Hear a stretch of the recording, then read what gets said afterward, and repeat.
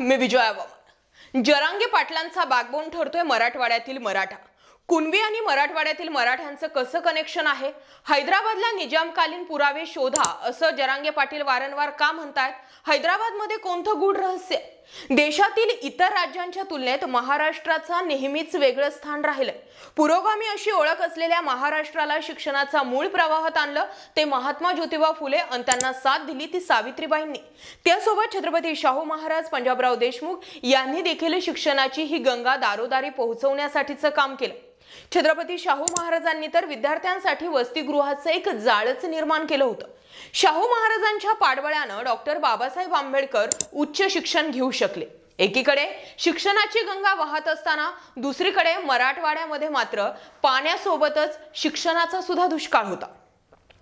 मराठवाड्यातल्या शिक्षण प्रसाराला खऱ्या अर्थाने सुरुवात झाली ती हैदराबाद संस्थान 1948 साली मुक्त झाल्यानंतर।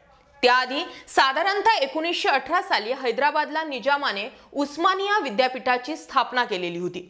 महात्मा फुले यांनी तत्कालीन समाजातील कर्मठ पुराणमतवाद्यांचा विरोध पत्करत मुलींच्या शिक्षणासाठी शाळा सुरू केल्या आणि भारतातील स्त्री शिक्षणाचा पाया रचला। महात्मा ज्योतिबा फुले यांचे हे कार्य क्रांतिकारक ठरलं। महात्मा फुले यांनी पुण्यात मुलींच्या शिक्षणासाठी 1848 साली शाळा सुरू केली। मुलींच्या शिक्षणासाठी प्रथम सावित्रीबाई फुले यांना शिक्षण देत समाज सुधारणेची सुरुवात स्वतःपासून करत समाजात मोठा बदल घडवता येतो हे त्यांनी दाखवून दिलं। सावित्रीबाई फुले यांना शिक्षण देत महात्मा फुले यांनी शाळा चालवल्या। महात्मा फुले यांचं सावित्रीबाई फुले यांच्या सक्रिय सहभागाच्या जोरावर स्त्री शिक्षणाचं आणि सामाजिक काम सुरू होतं। एकीकडे शिक्षणाचा पाया 1848 सालीच रोवला गेला असताना दुसरीकडे मराठवाड्यात मात्र अजून शिक्षणाची भरभराट होताना दिसत नव्हती।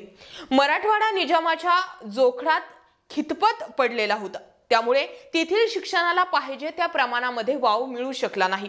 निजामाच्या राजवटीत हैदराबाद प्रांतात उर्दू ही प्रशासन व्यवहाराची भाषा होती आणि मराठवाडा जनतेची व्यवहाराची भाषा ही मराठी होती।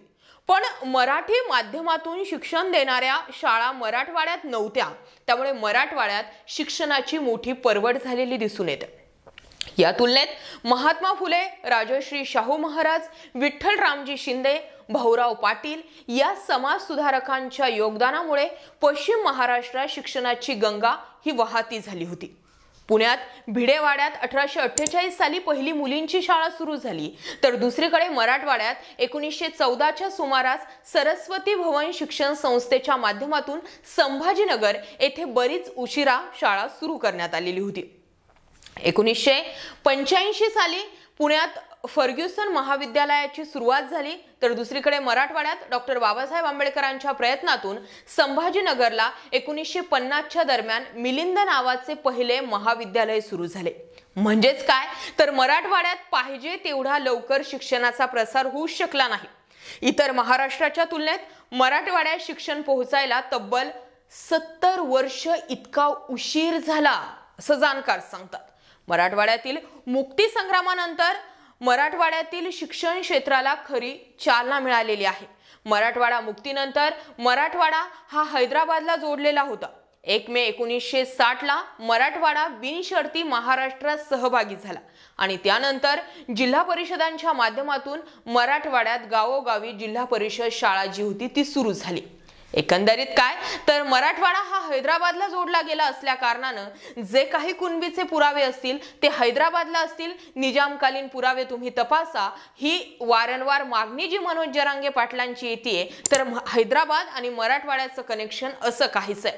एकंदरीत काय तर शिक्षणाची जी वाहती गंगा होती ती शिक्षणाची वाहती गंगा मराठवाड्यापर्यंत पोहोचण्यासाठी तब्बल 70 वर्ष उशीर झालेला होता आणि त्यामुळेच मराठवाड्यामधील जो मागासलेपण होता तो मागासलेपणच राहिला गेला आणि त्यानंतर ज्यावेळी पुढे प्रगती होताना दिसली त्यावेळी पंजाबराव देशमुखांनी जेव्हा आवाहन केलं त्यावेळी मराठवाड्यातीलच काही समाज होता की ज्यांनी कुणबी होण्याला सर्वात अगोदर प्राधान्य दिलेलं होतं आणि त्यामुळे मराठवाड्यातील जे मराठा आहेत ते जवळपास 100% कुणबीच आहेत असा दावा वारंवार मनोज जरांगे पाटील करतात। तर ही होती काही मराठवाडा आणि मराठवाड्यातील शिक्षण पद्धती। जरांगे पाटील हे मूळचे बीडचे असल्यानं आणि त्यांची कर्मभूमी जन्मभूमी ही सुद्धा बीड असल्या कारणानं सध्या मनोज जरांगे पाटलांच्या मागे बीड आणि धाराशिव या ठिकाणचा मराठा समाज मोठ्या प्रमाणावर उभा आहे। कदाचित असं म्हणता येऊ शकतं की मनोज जरांगे पाटलांचा बॅकबोन जर कुणी असेल तर तो खऱ्या अर्थानं मराठवाड्यातील मराठाच आहे। आजची ही माहिती तुम्हाला महत्त्वपूर्ण आणि माहितीपूर्ण वाटली असेल तर आपल्या चॅनलला सबस्क्राइब करा। हा व्हिडिओ इतर लोकांसोबत सुद्धा जरूर शेअर करा। आणखी कोणत्या विषयाविषयीची माहिती तुम्हाला जाणून घ्यायला आवडेल ते सुद्धा आम्हाला कमेंट जरूर करा। बाकी जय महाराष्ट्र पब्लिक।